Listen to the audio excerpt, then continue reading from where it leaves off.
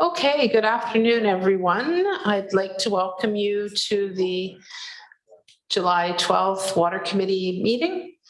And I'd like to acknowledge that we are meeting on the traditional unceded territory of the Comox First Nation. And we have, I believe, everyone in the room today except for Director Arbor, who's online. And the first item is the management report. Okay, moved by Hamir, seconded by McCollum, and any discussion or questions on the management report?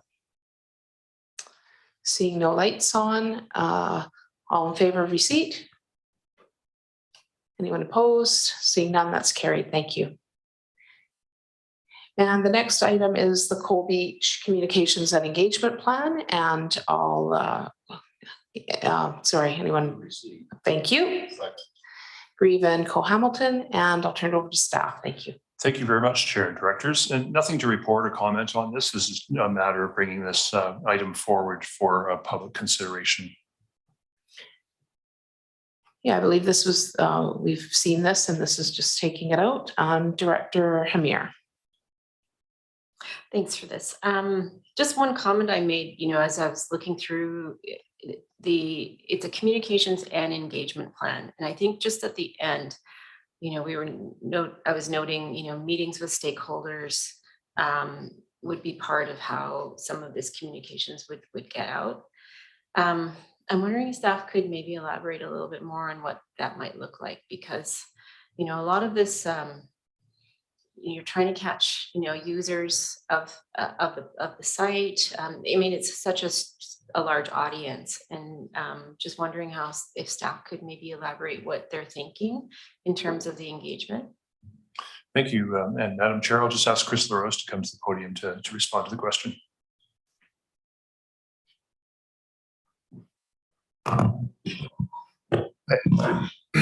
Through the chair. Echo over here.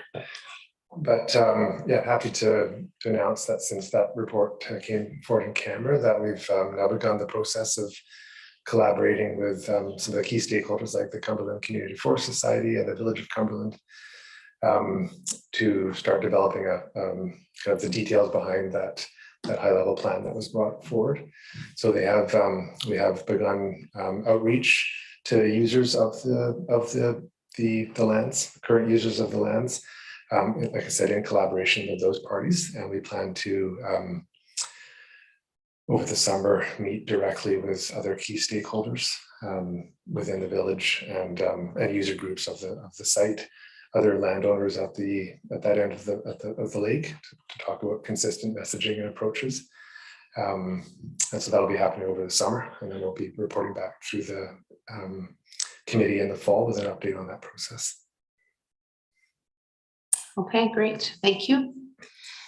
And yeah, we are going to be having folks there during the summer, just with random people, not just official groups, sounds like. Yeah, yeah. And part of it is also new signage. So we're working on that right now to let people know that there is a management planning process underway, to discourage uses that we know even before completing the plan will not be part of that site moving forward. So that's the approach that we've taken for now. So a little incremental step forward this week. So this year, in addition to the enforcement that we've had for the last several years, that's been focused almost entirely on mitigating the wildfire risk. This year, we're taking an incremental step forward and letting people know that the management planning process is underway, and taking a stance on specific activities like motorized vehicle use, camping, late night use on that site. Right. Sure. Go ahead, Director Hamir. Thanks for the follow-up. So I just want to note or ask staff, we are asking for considerable change in the type of activity on the site, and I know that change for many people is difficult, and we've seen this in other issues around the community, that if staff start to see a negative backlash from the users, either, verbally or online on social media, if that could be reported to the board so that we know and just are aware of just sort of the temperature of the community, if that's possible. Yeah, absolutely. We'll definitely include that in our report back this fall. So far, the only evidence of that is the signs. They don't tend to last long. So we try and put them up high. We print multiple copies so that we can keep replacing them. But for the most part, we've got a very positive response. So I'll just be, I think our general philosophy is that we, as we navigate through this process, we empower the people that are using the site responsibly. And over time, we'll work to discourage the undesirable uses. Great, thank you. Any other questions? Seeing none, all those in favor of receipt? Any opposed? Seeing none, that's carried. Thank you. Now moving on to the Water Committee voting options. We already did vote on receipt last time, and we were just bringing it back for, it was deferred at the last meeting to come back. So any questions? Questions? Sorry, Director Grant, move. Oh, no second at this point. I'm just thinking it's not more appropriate to raise it from the table. Second. To raise, sorry. Raise the item from the table, just from table, right? So. What's the procedure there? It's not necessary. Okay. Okay, so did you want to come? Okay. Any further discussion, or you want to, Director Hamir? I guess to further the discussion from what we ended up with last month, we were provided with all kinds of options, and before we move any kind of recommendation, I was kind of hoping that the board would, or the committee would agree to maybe defer this until a little bit later, just because we are talking about potentially including Comox First Nation onto the committee and some other changes. I'd also like to see how our voting structure around regional parks works in the change that's happened there. So if that, that's obviously up to this board to vote on, but before we kind of lock in a voting structure, I don't know if there's a rush right now. If there is, I'm fine to work with what the majority think, but it would be nice to just wait rather than having to redo once we include Comox and then continuously have to make changes. Okay, thank you, Director Hamir, and I believe Director Arter was next. Go ahead. Yeah, thanks. I thought we deferred it to this meeting to give mostly Courtney a chance to go back to their staff and the rest of their council for further consideration. I don't personally see the Comox First Nation as being a key factor. I think that's been discussed for quite a number of years, that one, and I think that when and if they do decide to join more formally, probably won't just be the water committee that will be affected. So I would like us to not defer or refer this to some unknown future unless we have a sense that Comox First Nation is going to come back to us before the end of the term. So I would love to hear from any Courtney councillors as to whether there's news or whether there's been further discussions at Courtney, whether they would consider the recommendation that's before us, and if so, I'd be quite happy to put it forward and support it. Director McCollum. Thanks. Yeah, I still have some reservations around supporting the recommendation. This report doesn't really give an analysis of the current structure versus the proposed. And when we discussed this, and I voted in favor of the motion of having a staff report come back, there were other issues that were brought up in that discussion. Mayor Wells was an alternate director at that meeting, and I know that he raised an issue that has come up regularly with our staff at council, that there are aspects of city infrastructure that are being used by this service for conveyancing the water supply to other areas. So there are other aspects of how the service is operated that does have some inequities in it that are not addressed. And so I just don't see what the rush is in changing the voting structure until we're looking at all the things that have been raised rather than just this one aspect of it. And the other point I wanted to make is that the cost of conveying water to the city of Courtenay is most likely the lowest, although we don't know that because it's not analyzed in the report, but it is the closest to the water source. And over half our residents are living in multifamily homes, which are the easiest and most affordable way of delivering water.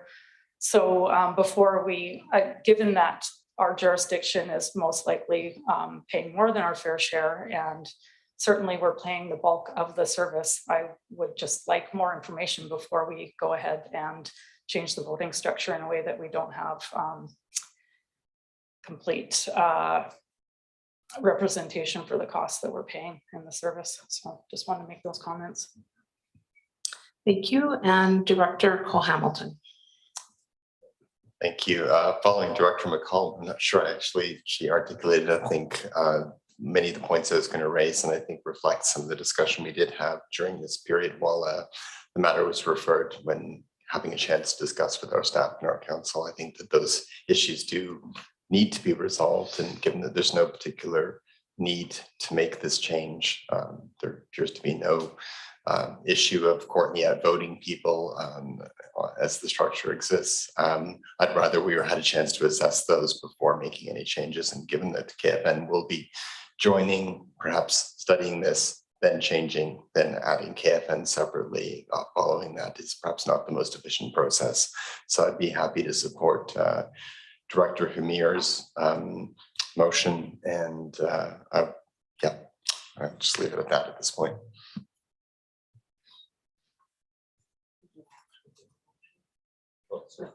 Yeah, okay. Yeah, thank you.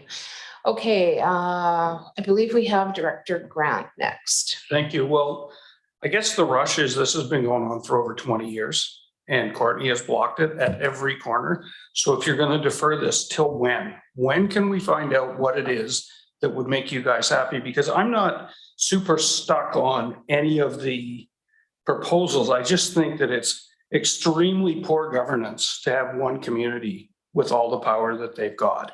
There isn't a legislative officer in the world that would think that that's good governance in today's world. And so if you're going to do that, when? Because 20 years is a long time. You've had ample opportunity to come up with a solution, and it never happens. And every time it gets delayed, it's another 4-year term. So I'm just wondering when that would be. Okay, Director Arbour. Yeah, thanks. I guess what Director Grant is saying is there's lots of parts that make sense to me, in the sense that if the argument, as Dr. McCollum says, is we need to do more analysis and all that, I haven't seen, like, Courtenay basically controls this commission through vote. So if you wanted to request reports that show the equity and governance, you have the votes to do it. I think what we're trying to address is what Director Grant said, that it's not the best if one jurisdiction, I think it remains as an aggravator when one jurisdiction controls the majority of the vote in any kind of multi-usage service. I'm not gonna die on this. It's fine. It's been there for 20 years.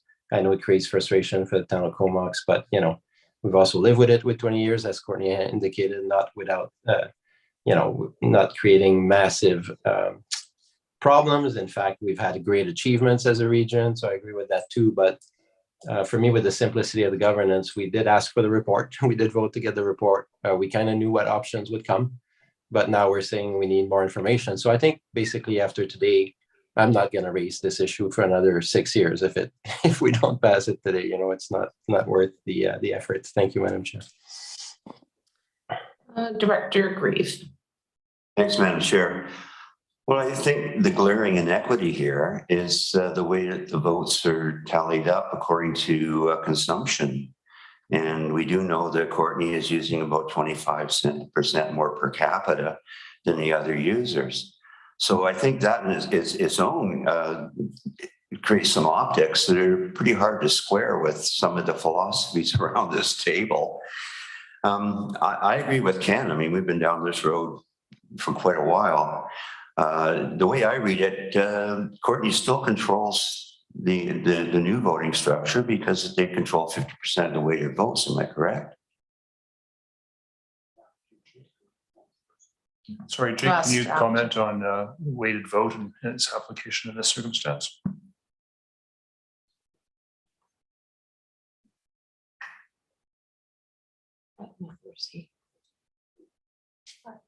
Oh, great. Thank you, Russell, through the chair. So yeah, just to clarify the question, if the proposal or one of the proposals would reduce the unilateral control by Courtney, and if that is the question, then yes, it would reduce Courtney's generally their voting strength and bring that below 50%. And so there would not be that controlling interest. But it was still in a weighted vote, they still would be 50%, right? So they could actually kill a motion. It wouldn't pass because it wouldn't get that 50+1. So they would have less than 50% of the vote. And so, yeah, I'm not sure that if Courtney all voted in the same, to oppose a motion, that it would fail. They would have, even money issues. well, so that's another matter. That would be the weighted vote I'm talking. Yeah. So the actual rubber hit the road votes. So all votes at the committee would follow the voting structure that are endorsed here. It would only be those matters that have to then go to the board table and be voted on under the provisions of the Local Government Act, in which we would revert to the normal weighted vote that the board generally operates. Precisely. So I think there should be some comfort there for Courtney. And as was made clear by the directors, we have made great gains with this committee. We've worked really well together. So if it, like Director Arbor said, if we're going to kick it down the road further, then it's just going to be a sore that's going to keep coming back. Thank you. Okay, sorry, we've got Director McCollum. Thank you. Yeah, I just wanted to follow up on one of Director Grieve's comments around the per capita usage of the Water Committee and whether or not the consumption is a fair metric. And it does highlight the fact that this report does not have a lot of analysis into where our current model is versus what the proposed change looks like. We don't have a breakdown of per capita usage in this report. So we're going on Director Grieve's memory. I'm not sure if 25% more is correct, but I think a more useful metric would be how much industrial and commercial water usage is happening within Courtney versus the other jurisdictions. Because when we're lumping all of water usage together and assigning it to a population, that's not actually accurate as to how people are consuming water. And it does get back to the point that I don't feel like I have enough information in front of me to justify changing the voting structure. So I don't see a need of doing it today. And if we want to break it down further, that's great. It's not, I personally don't see an issue with it. I'm not aware of any time in which Courtney has voted as a jurisdiction to block decisions at this commission. So yeah, I'm still not convinced. Maybe just before we go to Director Grant, if we could ask staff just in terms of Director Grant's recollection around this issue, because many of us don't have the history in terms of has this issue come up to change the voting structure and was it blocked by Courtney? Does staff have some information on that? I can't say what the votes were in the past, but this has been discussed for the 5 years that I have been here, and staff have been asked to provide reports in the past, and we've done that. And that's included the Alan Nielsen analysis, which in part was generated as well by the interest of Comox First Nation. But I can confirm that this is a topic of discussion over the last 5 years, and I hear from my colleagues previous to that it has been as well. That's accurate, but we haven't reflected on previous votes and how those votes were conducted or who voted for what. I can't answer that. In the Alan Nielsen, were all these options explored in detail and presented to the committee? We've provided to you what you've asked for, and the Alan Nielsen report was done in consultation with the various interested players and responded to the input that we received. And Jake Martin's report was at the unanimous request of this committee. So we've provided what you've asked us for. If you want further analysis or otherwise, we're available to do that at your request. Okay, thank you. And Director Grieve. Grant. I'm sorry, Grant. It was Swift. Swift Grieve will go now. No problem. So if you want clarification, you can give Tom Grant a call. He was the chair at the time, and he will give you all the details on how that went. That goes back about 2 terms ago, so probably 8 years or more. So you can ask that. But it seems that Courtney has some questions, and, this has gone on forever and a day. And I'm not opposed to them getting that more detail that they want. I just want Courtney to tell me when we would bring this back and deal with it. Because if you put this off again, and then you go into the next election cycle, here we go again. So if you need more information, is a month enough? Is 2 weeks enough? Like, when can we expect you to come back with an idea of what you like? Okay. Oh. I'm not controlling Courtney's mics. Okay, Director Hamir. Well, I wonder if this part of that question could be answered by staff. If we are needing more information on a breakdown of actual usage around industrial use, is that something staff can do in terms of analysis, and how long would that take?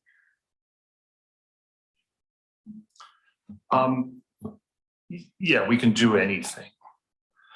But my advice to this committee is don't ask us to do any more work on this unless you're prepared to make change. Okay. Because again, we were put in the awkward position of come forward with options, unanimous direction from this board, for which we did with a recommendation, and it's a stalemate. You're not prepared to make change. I think before we do any other work or analysis for you, it would be good to know specifically what that is and that you are prepared to make change. Okay, thank you.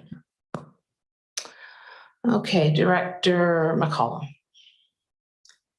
Yeah, just a final comment is when this was discussed and the motion was put forward, there was discussion and points raised around Courtney's infrastructure providing conveyance. It was a question that was raised by Mayor Wells, and I did raise wanting to see some information around how much industrial and commercial consumption there was within Courtney. I raised the example of the hospital, the college, the pools within Courtney, and I thought that we would get a comparison.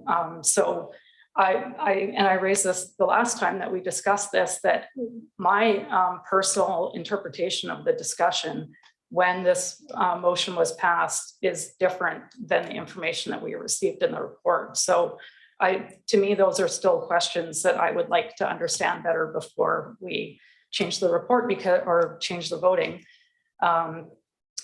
Because if there are inequities that need addressing, now would be the time, not after we change the voting structure.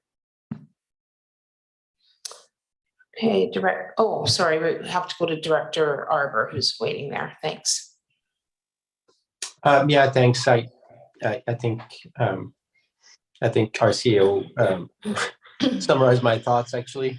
I think, we've asked, and I understand what Dr. McCollum says. Sometimes we ask for a report and we don't get the complete information we were hoping for. So obviously this discomfort with moving this forward, and it won't likely fly today. So let's just drop it. I wouldn't refer it. I would just let it sit on the shelf. And as a reminder to ourselves in the future, if we want to bring this back, note to ourselves that we'll have to make sure that all the information is provided. And as our CEO said, that we really want to consider this in a more serious manner. Thank you. Okay, Director Grieve. Thanks, Madam Chair. Well, a little historic perspective again. The last time we did a water consumption report, which was a fair time ago, probably about 6 years ago, the regional district system, which was at that time, I think 5 different systems, the leakage report showed that around 2% was leaking because everybody was on meters. They could be verified. Courtney at the time was 17% leakage into the gravel because to be fair, a lot of that was the old systems in the old orchard area that's since been remedied. But because Courtney is not metered, it is very difficult to do that assessment. So just as a matter of putting this to bed, I think we call the question, we vote on it, and then we put up or shut up. Thank you. Okay, no further comments or questions? So voting on the recommendation then, all in favor? Oh, sorry. Oh. Director Grieve, I believe, yeah. Sorry about that. All in favor? Opposed?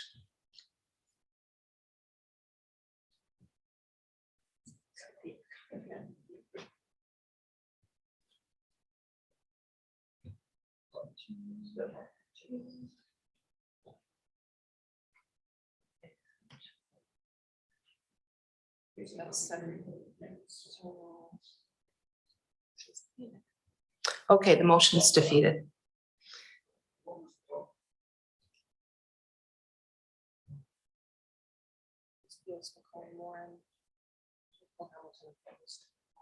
So the breakdown was 6 in favor, 7 against. 6-7.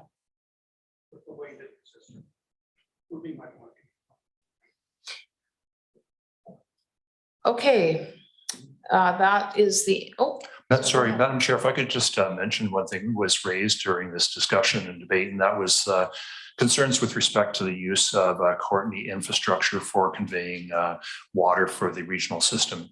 And when the system was established, it made sense at the time to duplicate or use infrastructure for both purposes.